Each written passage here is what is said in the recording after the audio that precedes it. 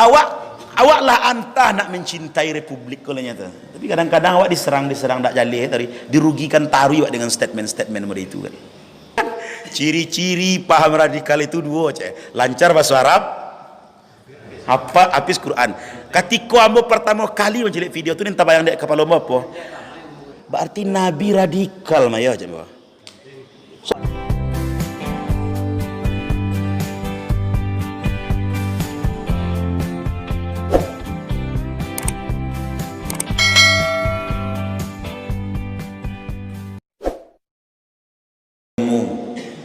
Ketika Tuhanmu berfirman kepada para malaikat, sungguh aku hendak menjadikan di bumi seorang khalifah.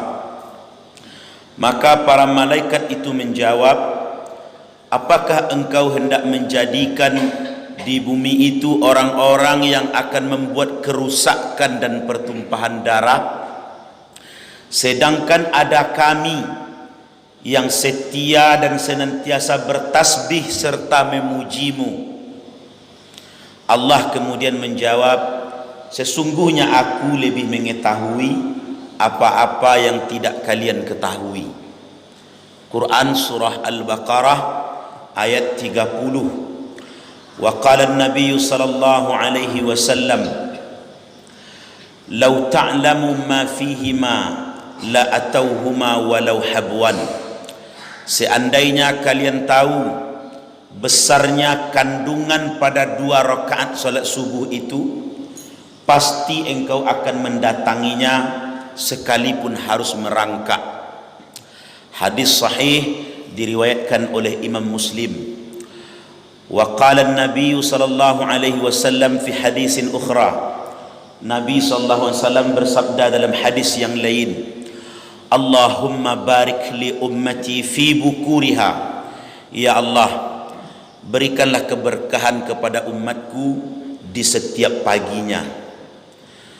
Bapak-bapak, ibu-ibu yang dimuliakan Allah, kita bersyukur pagi hari ini Allah Subhanahu wa taala kembali membangunkan kita, menghidupkan kita dari mati kita yang sementara. Tidur itu dalam Islam dikenal sebagai mati yang sementara. Itu sebabnya bangun tidur itu doanya, Alhamdulillahilladzi ahyana. Segala puji bagi engkau ya Allah yang telah menghidupkan kami. Ba'da Alhamdulillahilladzi ahyana ba'da ma amatana. Setelah engkau mematikan kami. Jadi lalok kita tadi malam itu dianggap mati, dan bangunnya kita dari tidur itu dihidupkan kembali. Nah, harapan kita setiap kali kita jaga dari lalok, hari itu menjadi hari yang lebih baik daripada hari sebelumnya. Amin. Dari sisi apapun, dari sisi kedekatan kita juga Allah, dari sisi ketakutan kita terhadap Allah. Karena percuma umur bertambah tapi ketaatan tak naik. Sampai Nabi mengingatkan, khairun nas man tala umurahu wa hasuna amaluh. Sebaik-baik manusia itu yang diberikan kepadanya umur yang panjang, tapi umur yang panjang itu sekaligus dia isi dengan kebaikan-kebaikan. Wa syarran nas man tala umurahu wa syarra amaluh. Dan seburuk-buruk manusia yang diberi umur panjang, namun umur panjang itu dia isi dengan keburukan-keburukan, amal-amal yang buruk. Kalau sederhananya bahasa kita, kok lai kaelok amalnya panjanglah umur, piko idak kaeloknya ancaklah mati. Malu lo Pak Wanari nampak boy. Kok kau buat pongai di dunia kau nyancaklah mati. Tapi kalau lebih baik daripada yang sebelumnya, lebih bermanfaat dari yang sebelumnya, maka berilah umur panjang. Itulah kenapa banyak para sufi-sufi, ahli-ahli tasawuf tempo dulu itu, doanya mencerminkan betapa mereka ndak terlalu menggenggam dunia dah. Rabi'ah Al-Adawiyah misalkan pernah berdoa, ya Allah, jika hari esok, kau tiap malam kau pak, asalnya kalaloknya doa tadi. Jika hari esok menurut engkau amalku lebih baik daripada hari ini, maka hidupkanlah aku. Tapi jika menurut engkau hari esok amalku lebih buruk daripada hari ini, maka matikan aku malam ini. Tak akan tolok dah kita doa dia itu tu dah. Kita menjalan kalolok tu tak kono je lai sawit ni alun babua. Kalau alun panen lai lama tu. Alun babua lai. Tak kono je lai gota ni alun buka polan. Utang ni alun babayi. Tetapi bagi mereka ndak ada itu dah. Engkau maha tahu ya Allah, nan telah terjadi, nan sedang terjadi, dan yang akan terjadi tahu dah engkau. Termasuk nan besok pagi engkau tahu ya Allah. Kalau besok pagi itu lebih baik, ambil duitlah. Pergi tidak lebih baik, matian malam gini wah. Macam tu kecintaan mereka terhadap kampung akhirat. Abu Nawas misalkan, dalam syairnya yang sering kita dengar itu, orang Islam banyak memahami Abu Nawas itu hanya sebagai penyair, padahalnya ulama tapi mencintai kesusastraan, mencintai syair. Sebab menurut para ahli, termasuk kecil Abu Nawas, peradaban dunia itu dibangun dengan 3. Ciri-ciri orang yang hidupnya membangun peradaban, membawa perbaikan bagi dunia, itu 3. Yang pertama kebenaran unsurnya, yang kedua kebaikan, dan yang ketiga keindahan. Cubalah apa caliak di dunia aku perubahan-perubahan hebat atau hal-hal baru yang fundamental yang berpengaruh bagi kehidupan manusia, dasarnya pasti tidak keluar dari 3 kau. Kebenaran dulu. Kebenaran, kebaikan, dan keindahan. Bakok beda benar je baik Ustaz, karena benar belum tentu baik. Sebaliknya yang baik kadang-kadang tidak benar. Benar itu berkaitan dengan pengetahuan, dengan hukum. Baik itu berkaitan dengan moral. Sampai para ulama mengician, orang yang serius mencari kebenaran, dia akan menemukan ilmu. Ulang lihat. Orang yang serius mencari kebenaran, dia akan menemukan ilmu. Orang yang serius membangun kebaikan, dia akan menemukan moral. Dan orang yang serius mencari keindahan, dia akan melahirkan seni. Nah, itu tu Pak, estetika. Jadi beda tu. Maka kebenaran ko standar moral. Kalau apa pai solat ke masjid, apa pakai sarawahawai, pinggangnya di atas pusik, ujungnya di bawah lutut. Sudah tu apa pakai singlet merek poli. Merek mahal-mahal. Laisah solat apa secara hukum? Lain. Karena ukuran aurat laki-laki itu antara pusik je lutut. Tapi bermoral tak tu? Tak kurang bermoral. Lain menurut Pak Wali tak tolong dia tu. Gini menurut Allah kepada itu. Jadi tidak selamanya yang benar menurut hukum itu baik. Nah, begitupun kadang-kadang yang baik secara moral dia tak memiliki muatan hukum yang benar. Itu sebabnya dalam Islam, kalau misalkan makan, disuruh awak memilih makanan itu yang halal lagi baik atau halalan thayyibah. Bagi umat Islam, halal saja tidak cukup. Ambo tanya garam halal atau enggak? Halal. Ada orang kininya penderita darah tinggi, lebih baiknya makan garam? Indah. Meskipun garam itu halal, tapi anda penderita darah tinggi, jangan dimakan. Sebab dia halal, tapi tidak baik untuk tubuh anda. Beda je 4 sehat 5 sempurna Pak. 4 sehat 5 sempurna belum tentu baik. Ikan masuk ada 4 sehat 5 sempurna, masuk. Tetapi bagi orang tertentu ikan itu mendatangkan alergi. Jadi yang lebih hebat itu 4 sehat 5 sempurna atau halalan thayyibah? Halalan thayyibah. Bukan hanya sekedar halal dimakan, tapi baik untuk orang yang memakannya. Daging itu halal, tapi bagi yang parabol tentu baik lah dah. Tambah naik tensinya. Maka konsep Islam itu perfect, sempurna. Nah, kita hendak memahami ko melalui forum-forum kajian, terutama kajian subuh ko. Ngaji di waktu subuh ko, iko sawananya rancak karena memori otak kita itu masih kosong, Pak. Jadi harusnya gerakan subuh berjamaah itu lebih rami pada wirid-wirid yang dia laksanakan di waktu lain. Jadi otak kita tuh macam galih, Bang. Banyak anak-anak itu disuruh di amaknya atau di ayahnya menghafal pelajaran itu bila malam. Raja lah besok kalian kah ujian. Padahal malam itu otaknya ibarat galih kau nyala panuh lah macam-macam dan masuk kan, game lah masuk, kanai bongi di abak lah masuk, kanai pilin pusik di amak lah masuk, kanai oriak di guru lah satu, kanai apa lah, kanai cimee di kawan lah, banyak dalam memori otaknya kau. Sudah tu malam baru nyoba raja. Besok ketika ujian pagi nyobacanya soal, nyo tabayang nak nyo tadi malam ko lain nyobaco, cuma lalu apa sebab galih panuan yang baisi setiap dimasukan tumpah, setiap dimasukan tumpah. Kalau orang jago lalu galih ko kosong baru lain. Maka galih kosong ko nak wa isi.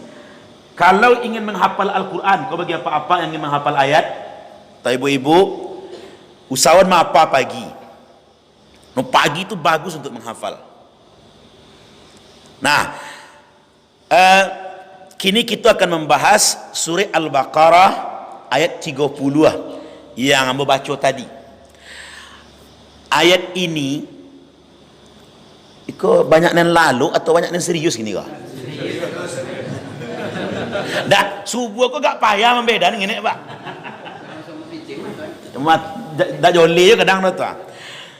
Ayat ini bercerita tentang kisah bagaimana proses Allah ketika hendak menciptakan manusia pertama, yaitu Nabi Adam. Sekaligus iko bantahan bahwa manusia itu bukan hasil revolusi. Kan kalau di sekolah-sekolah kan dipelajari manusia itu hasil revolusi dari apa? Dari kera. Le amo ibu-ibu ambo dikecen awak kuasa dari bawah. Ambo ya dak amu ambo dah. Jadi kalau model itu baa dengan teori Darwin tu Ustaz. Kan teori Darwin namanya itu, teori evolusi. Sebagai pengetahuan teori itu silahkan dipelajari, tapi jangan meyakininya sebagai sebuah fakta. Namanya teori.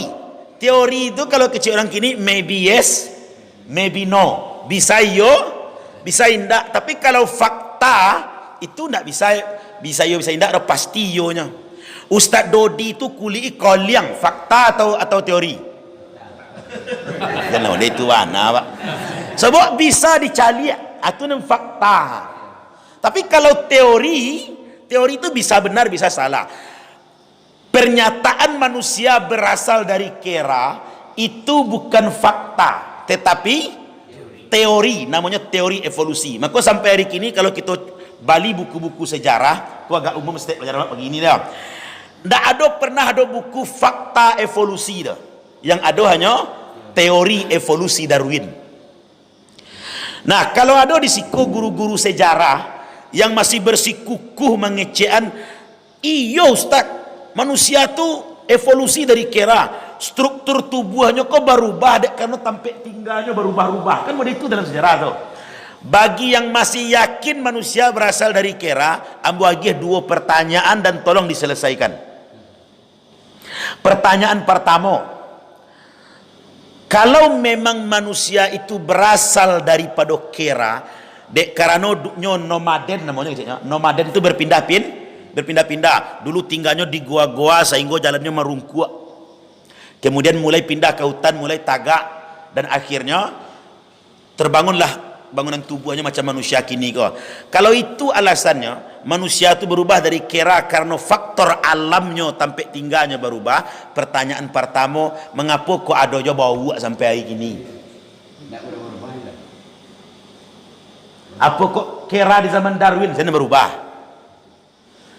Pertanyaan kedua, Bali anak bau kera yang bau layi itu atau pindahnya tinggal ke hotel. Itu kan habitat manusia tuh. Sampai tinggal manusia. Jan basoboannya jo bau mana pun sikuak pun. Setiap hari komunikasinya jo manusia, agi makan manusia, agi pakaian manusia, iduannya di hotel tu dengan fasilitas manusia. Alamnya alam manusia. Sampai bau nasi kuat tu mati. Pertanyaannya sampai mati lagi bau banyak jadi orang? Tak. Kalau indak maka teori evolusi itu bohong. Mengapa Darwin mengecewakan itu? Karena Darwin seorang ateis, orang nandak percaya akan adanya Tuhan. Ini ndak percaya akan proses penciptaan doh. Kita ndak membahas tu bagi gini lah, jangan tinggi leran lah. Kita balik ke ayat tadi lihat. Proses manusia ketika hendak diciptakan oleh Allah. Ibu-ibu beko tiba di rumah, silakan buka surah Al-Baqarah ayat 32. Perhatian kalimatnya. Wa iz qala rabbuka. Dan ingatlah oleh engkau ketika Tuhanmu berfirman.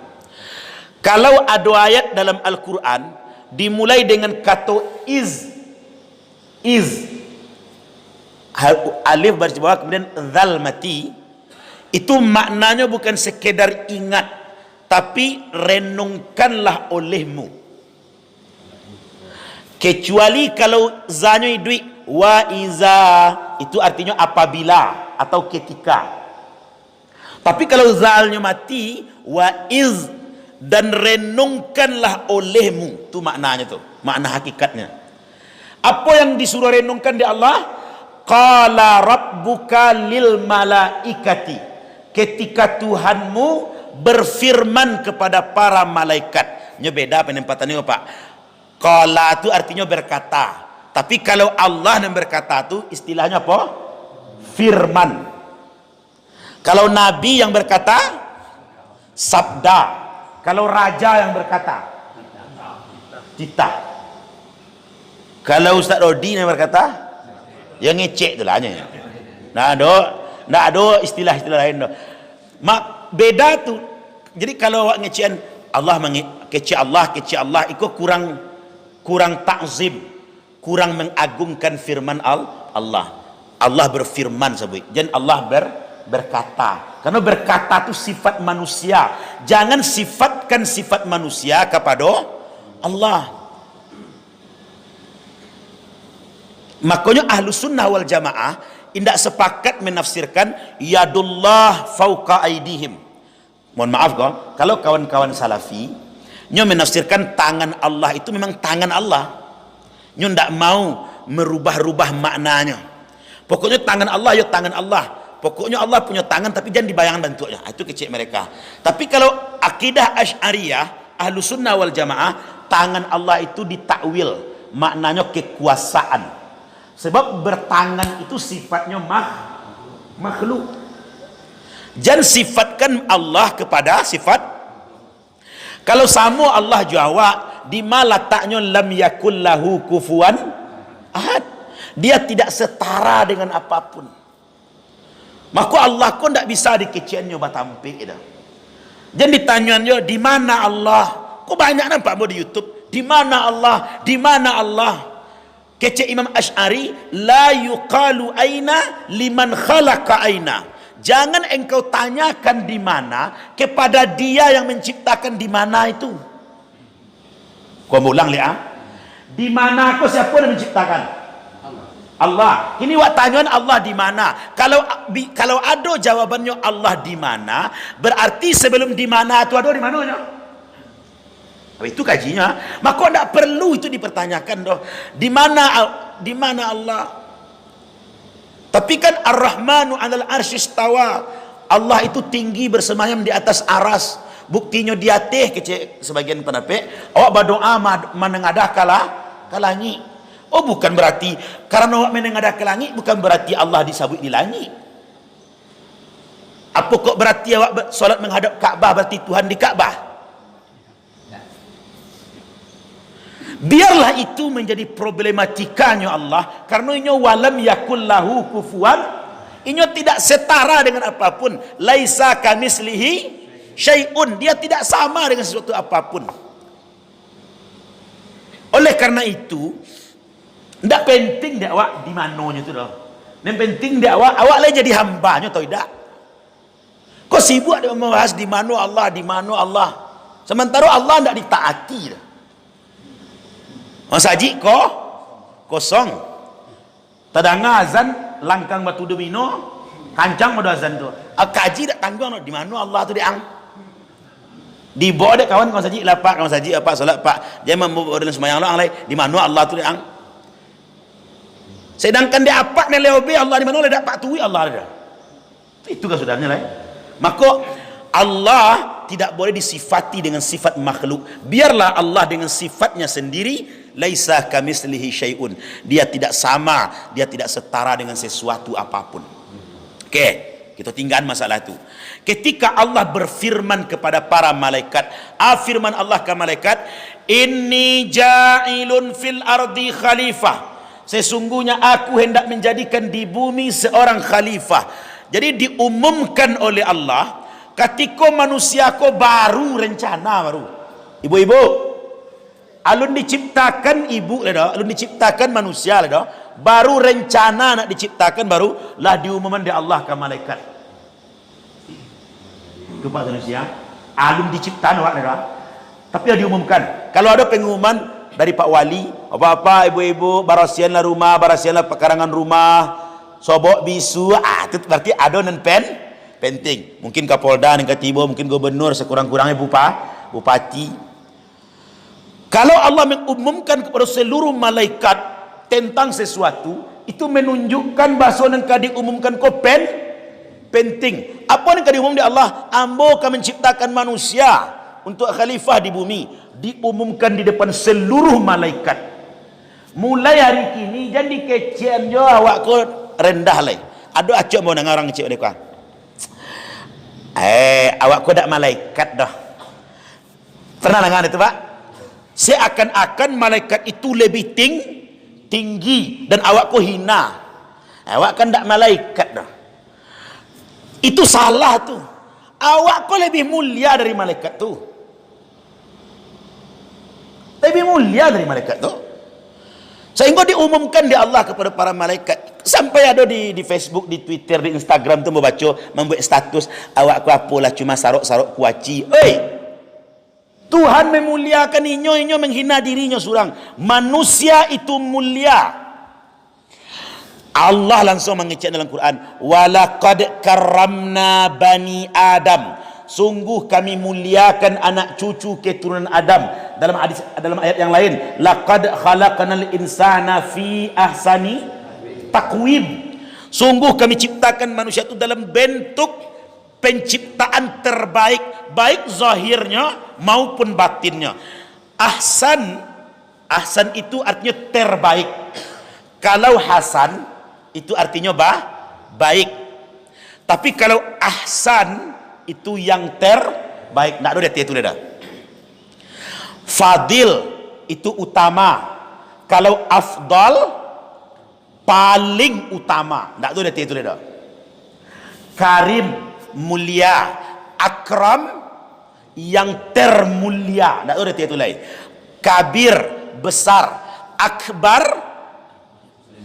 paling besar, maha besar. Tak ada itu lain. Makanya digunakan dah Allahu kabir dah. Tapi Allahu akbar. Sebab tak ada yang gadang dia itu lain. Itu namanya isim tafdil dalam ilmu nahwu saraf. Jadi kalau bagi nama anak, mana rancak karim atau akram?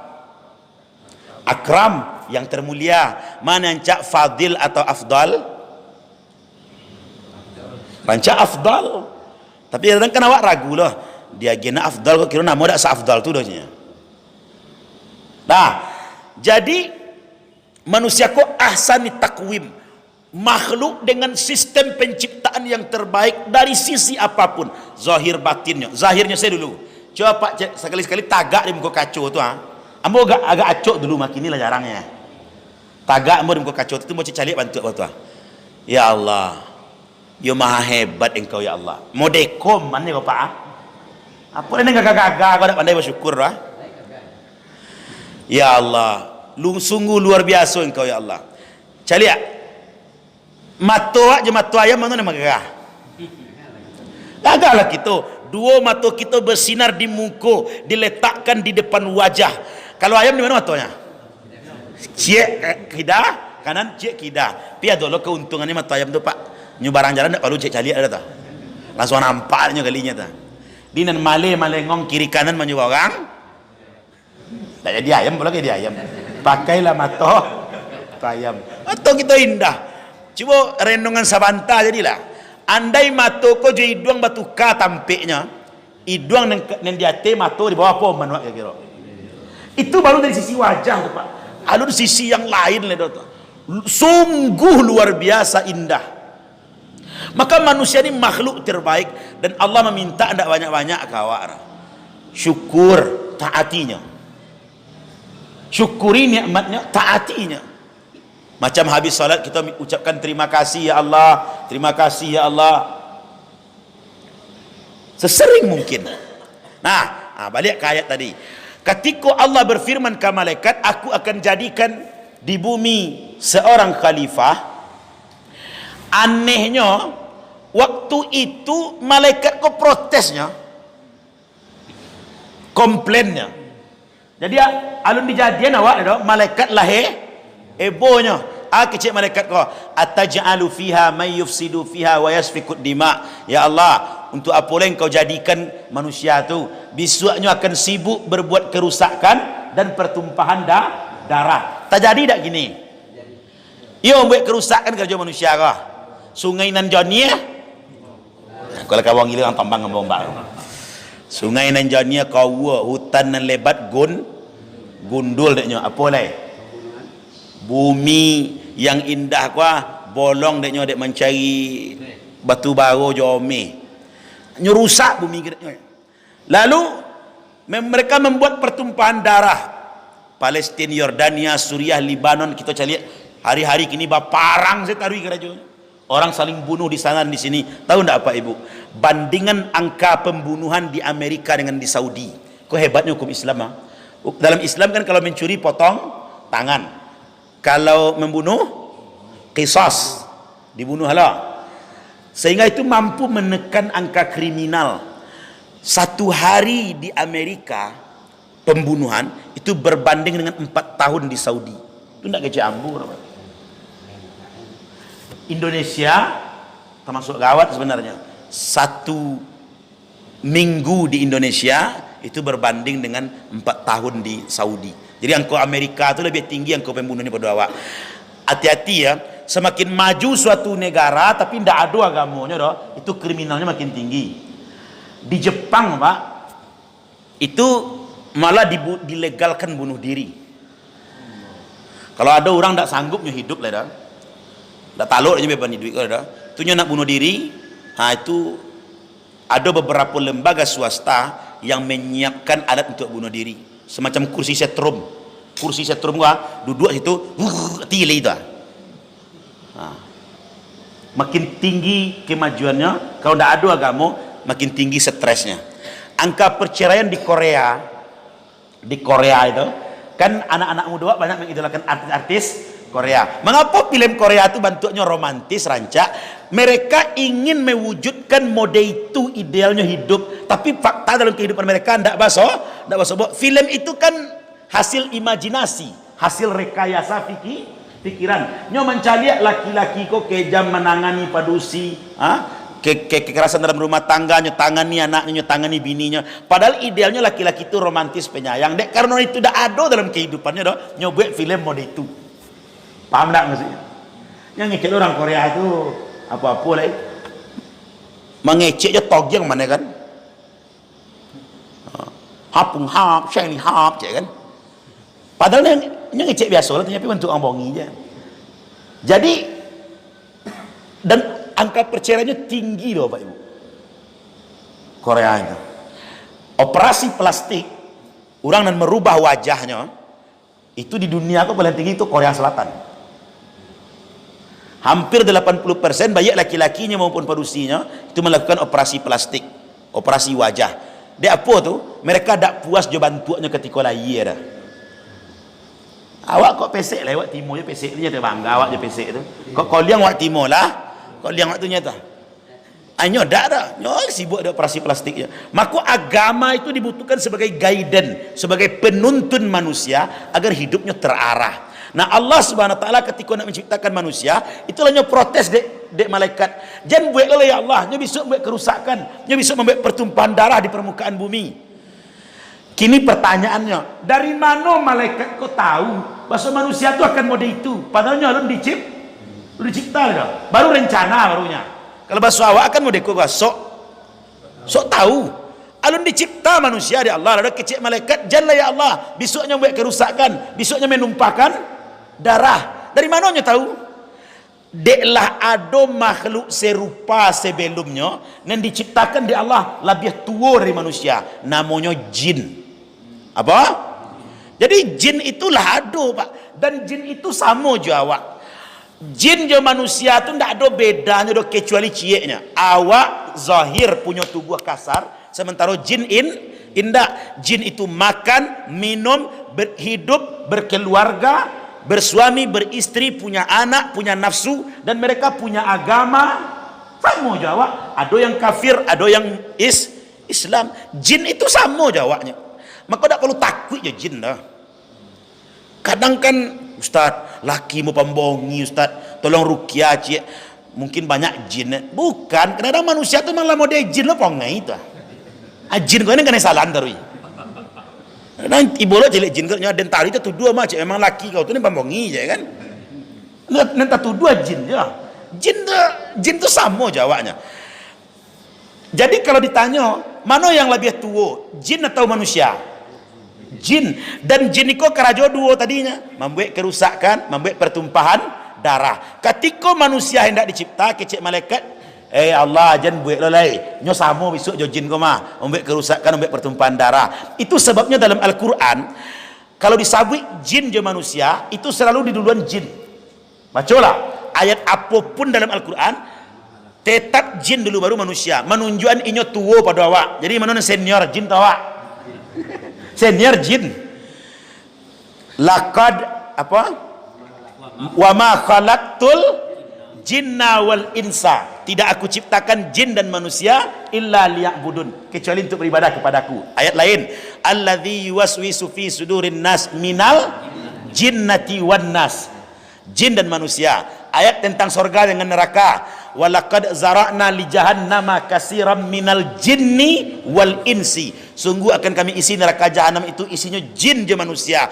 Tak pernah sekalipun disebut manusia je jin dah, tapi jin dan manusia. Mengapa Allah buat dalam Al-Quran jin dan manusia? Untuk menunjukkan ke awak bahawa jin lebih dulu hidup, lebih dulu dicipta daripada kita. Dan ini punya karakter merusak, ini punya karakter saling bermusuhan. Malaikat, aku tafsirnya ayat 30 tu Pak, surah Al-Baqarah tu. Malaikat memprotes itu ke Allah ketika Allah nak menciptakan manusia. Tapi apa jawaban Allah? Qala inni a'lamu ma la ta'lamun. Kecil Allah, onok je lah kalian, aku lebih tahu apa yang tidak kalian ketahui. Jadi kalau hari kini ku ada manusia berperangai model jin, tak perlu heran. Sebab itu dulu memang lah diperkirakan dek para malaikat. Ambo pernah solat di Batu Taba nama daerahnya. Sebelum masuk kota Padang Panjang, awak dari arah Singkarak, tahu yang nak? Sebelah kiri Pak di Batu Taba tu agak di bawah seketik ada Cik Mas Haji. Ambo pernah lewat situ malam hari dan sorang kapai ke Bukit Tinggi, ambo solat tahajud di masjid tu malam. Jam 2 berhenti masjid tu. Ketika ambo sedang solat, Allahu Akbar. Dan waktu itu memang dalam tahajud itu membaca surah Al-Jin. Qul uhiya ilayya annahu istama'a nafarum minal jinni faqalu inna sami'na qur'anan ajaba yahdi ila rusydi fa amanna bi, sampai akhir. Ketika ambo ruku, ambo waktu itu pakai celana, enggak pakai kain sarung dah, pakai sarawa panjang. Nampak dek ambo sabaris panjang putih di belakang kau. Macam manusia tapi berpakaian putih itu. Itu hilang, saya hilang kusuk ambo, Pak. Masuk gigi limo sekali. Subhana rabbiyal azim, subhana rabbiyal azim. Bak pun kacopek sudah lainnya gitu. Begitu. Dapat jadi mau tuan bondo tulonnya ta. Tu ndak takut dah, cuman penasaran kau nanti ya. Bila disabik tadi jin kau ndak perlu takut dah. Pun nak takut jin kau mulia badonya mah. Begitu selesai salam, assalamualaikum warahmatullah, assalamualaikum warahmatullah. Satu di antara yang satu sasaf panjang tu Pak, satu di antara mereka berbicara. Ikut solat cik Pak Imam katanya. Lalu ambo istighfar 3 kali, astaghfirullah, astaghfirullah, astaghfirullah, Allahu Akbar. Kan Nabi ngajarkan macam itu. Astaghfirullah, astaghfirullah, astaghfirullah, Allahu Akbar. Langsung dah hilang lenyap Itu dah ada doa dah Pak. Ambil kunci oto tu langsung kabur je lenyap tak. Ada sekitar 2 atau 3 kali dalam hidup mengalami hal-hal yang model itu gitu. Jadi adalah pernyataan mereka, ambo pernah mendengar Ustaz. Orang mau tanya kamu, kalau ada orang yang bisa menampak jin, itu menunjukkan dalam badannya sendiri ada jin. Oh tidak selamanya begitu. Sebab Nabi Sulaiman hari-hari memerintah jin. Kawak kecen Nabi Sulaiman itu kemasukan jin. Nabi Muhammad ketika dari Makkah ke Taif, di bawah batang kurma berbincang dengan 2 orang jin, salah satunya masuk Islam. Kawak kecen Nabi Muhammad kerasukan jin? Tidak. Jadi kalimat yang mengecehan, orang yang bisa mencaliak jin itu menunjukkan ada jin lo di badannya, itu tidak sepenuhnya benar. Bisa yo kalau ia melakukan ritual-ritual tertentu yang mengundang datangnya jin. Ya. Apa-apa kalau nak sobok jo jin, kamu tunjuk dah, cuba lah malam buah. Uji kau nak percaya. Dari ku ayat Al-Quran, Qul uhiya ilayya annahu istama'a nafarun minal jinni faqalu inna sami'na qur'anan ajaba.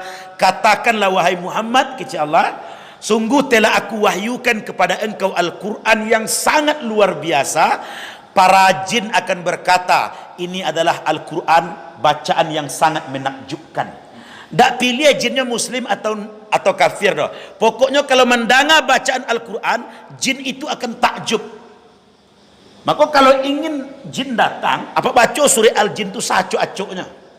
Tak 30 kali semalam tu jalan lalu. Qul uhiya, habis ulang lihat, Insya-Allah tak sampai 30 kali tibonya mah. Cuba nak percaya. Ambo dah mutakin kok tibonya tu duduk dah Pak. Kurang dah ngomong Pak cik. Itu je nyata. Karena jin itu suka mendengar bacaan Al-Quran. Tapi kalau jin yang kafir takutnya mendengar sehingga lari. Tapi kesimpulannya, jin mau kafir mau Islam, inyo takjub mendengar Al-Quran. Maka ibu-ibu yang punya anak ketik, jangan ditumpuk aja Al-Quran di atas kepala bayi itu. Indak akan takut ke jin itu doh. Kau anak bayinya umur 3 hari, umur 5 hari itu diungguk-ungguk surah ya. Ya mana tu? Di sekarang ada tu tu. Nyungguk-ungguk surah Yasin di atas kepala bayi itu. Keceknya ketakut lah jin dia itu. Surah Yasin caleg oleh. Tak ada ketakut jin itu dah. Pilihlah coblos nomor sekian merek itu. Jin itu baru takut kalau Quran tu dibaca. Maka bacalah Al-Quran. Dan bacaan Al-Quran itu luar biasa. Orang yang rutin menjelang tidurnya baca Al-Quran, berwuduk, salat sunat, sungguh-sungguh ya, dengan keyakinan yang penuh kepada Allah SWT, niatnya ikhlas semata-mata karena Allah. 3 kosnya, baca Quran, berwuduk, salat sunat menjelang tidur. Itu santet guna-guna apapun insya-Allah tidak akan lewat kawak. Tak akan lewat dah. Berapapun tinggi ilmunya. Awak mau wuduk menjelang lalu, saya malih. Kita beranggapan wuduk itu hanya ketika nak solat. Padahal mau bepergian wuduk. Mau mengapo saya awak wuduk awak kau dapat. Karena wuduk aku bagian dari safety, pengamanan diri. Jaga wuduk. Nah, Bapak Ibu yang dimuliakan Allah Subhanahu wa taala. Jadi sejak awal manusia itu sudah dicemburui. Sejak awal manusia itu sudah dikatakan sifatnya nanti akan modeko. Maka manusia yang terlalu suci tidak ador. Yang terlalu hina pun tidak lu ador. Itu sebabnya ada ayat dalam Quran, "Qul ya ibadiyalladzina asrafu ala anfusihim la taqnatu min rahmatillah." Katakan wahai Muhammad, kau orang-orang yang melampaui batas. Tolong dengar kalau elok. Ibu-ibu yang punya anak, punya minantu lu namu solat. Allah menyuruh kecian ke orang-orang yang melampaui batas tu. Ba orang melampaui batas bang. Solat idak, puasa idak, zakat idak, baca Quran idak pernah, seluruh larangan Allah nyo langgar. Bazina iyo, mabuk iyo, bajudi iyo, menzalimi orang iyo. Nyo lah melampaui batas. Tapi kecil Allah apa? La taqnatu min rahmatillah. Kecian ke orang tu, jangan kalian berputus asa dari kasih sayang Allah. Kalau masih mau taubat, Allah terima. Ndak ada istilah lata lambek di Allah dah. Kadang-kadang ada orang mau dekwa, taubat lah pak, dan lenak taubat amyang. Pikut dan celik-celik masa muda dan aso-aso dak kati mo taubat dan Tuhan dah. Inyo membatasi dirinya dulu. Ndak ada cerita dak terima dah. Sampai ada hadis Nabi mengecian, "Idza taqabbalallahu biistighfarikumul wahidah." Kalau Allah menerima satu istighfarmu, kafarallahu bikum sayyi'atin 70 aman. Satu istighfarmu itu sudah cukup untuk menggugurkan 70 tahun dosa. Tapi kok diterima cak jole-jole loh. Tadi dah 3 kali istighfar maksudnya 210 tahun tu mah. Entah letimo tidak. Makanya istighfar kau sungguh-sungguh awak. Astaghfirullahalazim. Astaghfirullahalazim. Ampuni aku ya Allah yang Maha Agung. Itu satu istighfar yang diterima menghabiskan 70 tahun dosa. Kini pertanyaannya, ada tak kita yang bisa menjamin istighfar kita lah pasti diterima? Alun. Jadi apa caranya? Buek saya banyak-banyak, ibarat orang menembak, dilapen gak 3.000, gua agak ciat agak kau naik. Makanya awak disuruh banyak istighfar. Dengan banyaknya awak istighfar tu kok saratui sehari. Hari terakhir menjelang mati karena ciat abi 70 tahun dosa tu. Bueknya lah istighfar tu. Cuman awak kan tak umur apa 70 orang. Begitu maha penyayangnya Allah. Mulai kini kecil ke diri awak, berapapun banyaknya dosamu, ampunan Allah jauh lebih luas. Jangan putih solo lagi. Kadang-kadang kan awak mata-mataan selera orang, nampaknya batato sangkit mudonya, preman gadang, karajonya mabuk segala macam. Mau dia anggap kado lagi memang je. Kau ibarat kayu dapat bubuk ang aja. Ai tambah biadab orang gorengnya. Ndak boleh mau itu dah. Rangkulnya, ajaknya kecian, jangan putih asole. Ampunan Allah luas. Nandak diterima taubat kau bila kalau nyawa lah tiba di kerongkong gua. Firaun taubat atau tak? Firaun tu taubat lah pak. Bu, Firaun tu taubat. Cuma taubatnya ditolak. Bilanya taubat? Lah di tengah lautan, lah tercaguk-caguk. Baca surah Al-Baqarah ayat Allahu Akbar. Ayat 50-an lah pokoknya. Wa iz faraqna bikumul bahra fa anjaynakum wa aghraqna ala fir'aun wa antum tanzurun. Wahai Musa, ingatlah oleh engkau kecil Allah ketika kami pertautkan lautan itu dan kami tenggelamkan Fir'aun beserta bala tentaranya, wa antum tanzurun, engkau menyaksikan dia bertaubat. Apa kecil Fir'aun? Ilahi Rabbi Musa wa Harun, amantu bi Rabbi Musa wa Harun, saddaqta ya Musa wa Harun. 3 kalimat Nabi Musa, kalimat Fir'aun. Kalimat pertama, Ilahi Rabbi Musa wa Harun, Tuhan yang aku sembah adalah Tuhannya Musa dan Harun. Yang kedua, Rabbi Musa wa Harun, Tuhanku yang menciptakanku adalah yang menciptakan Musa dan Harun. Yang ketiga kecilnya apa? Saddaqta Musa wa Harun, benar kalian wahai Musa dan Harun.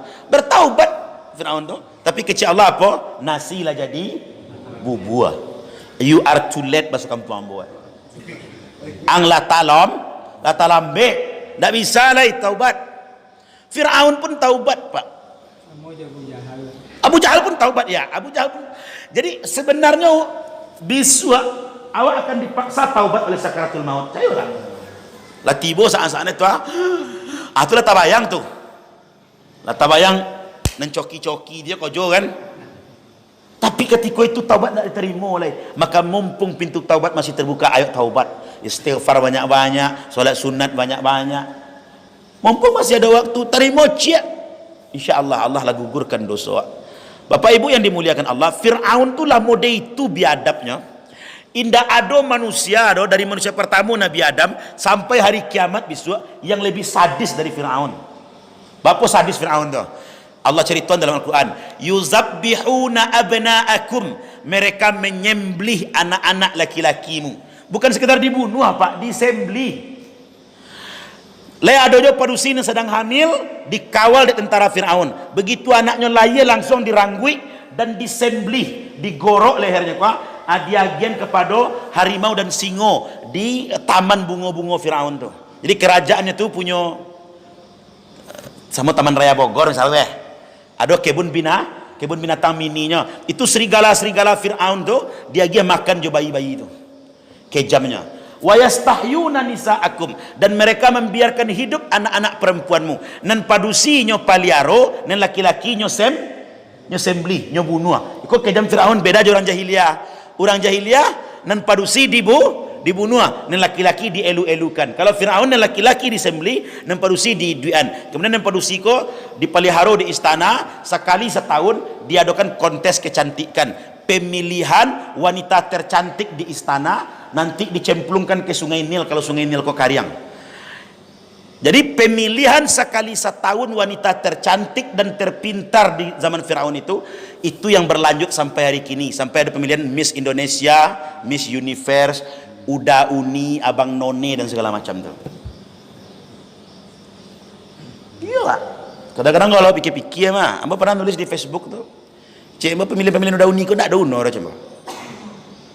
Tak ada meningkatkan, nyu kan duta wisata, tak ada perkembangannya gitu. Anggarnya miliaran loh itu. Encak rumah tahfiz lah. Cuma kini payah lah Wak. Hafiz Quran lah dikecek radikal kan.